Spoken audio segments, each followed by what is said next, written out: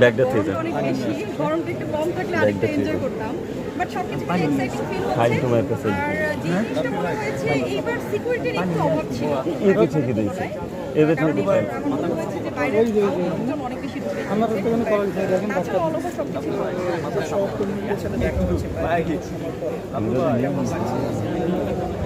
খুবই ভালো লাগছে। আসলে ভোট তো আমরা দেই, ভোট আর কতক্ষণের, বাট এই যে সারা দিন ব্যাপী একটা উৎসবের মতো যে পরিবেশ, এটাই আসলে ভালো লাগে।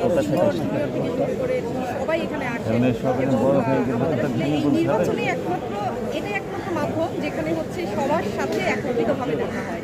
এছাড়া আসলে সবার সাথে এইভাবে দেখা হয়। ঠিক আছে।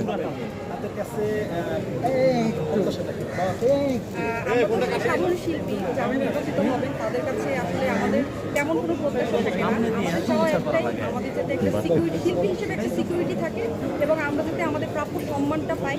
আর যারা সাধারণ শিল্পী আছেন তাদের পাশে যাতে শিল্পী সমিতি কাজ করে এবং আমাদের যে সিনেমার দিকে একটু নজর দেয়া, যাতে করে ইন্ডিয়ান মানে যেই প্রোডাকশনগুলো ঢুকে যাচ্ছে, ডিরেক্টর, ইনফ্যাক্ট টেকনিশিয়ান, ওই দিকে একটু আমার মনে হয় যে নজর দেওয়া উচিত। আর আমাদের বাংলাদেশের শিল্পীরা অনেক বেশি বেকার, তাদের একটু বেকারত্ব দূর করার একটা ব্যবস্থা করা উচিত। আমি বর্তমানে কোনো কাজ করছি না, কারণ আমার রিসেন্টলি আমার বাবা মারা গিয়েছে। সব কিছু মিলিয়ে আমি মেন্টালি আনস্টেবল। ইনশাআল্লাহ ভেরি সুন আবার স্টার্ট করব। এবার নির্বাচন দেখা গেছে অনেক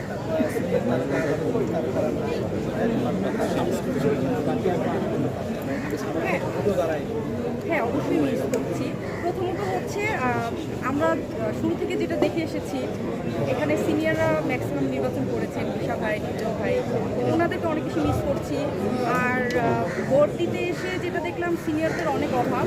আসলে আমি জানি না কেন তারা আসেন নাই, তবে আমার মনে হয় যে আসা উচিত। হয়তো তাদের পার্সোনাল কোনো কাজ থাকতে পারে, ইনফ্যাক্ট ম্যাক্সিমামই তো আসলে দেশের বাইরে সেটেল হয়ে গিয়েছে, অ্যান্ড পার্সোনাল অনেক ধরনের প্রবলেম থাকতে পারে, দ্যাটস ওয়াই হয়তো আসা নাই। বাট সবাই যদি আসতো আরও বেশি ভালো লাগে।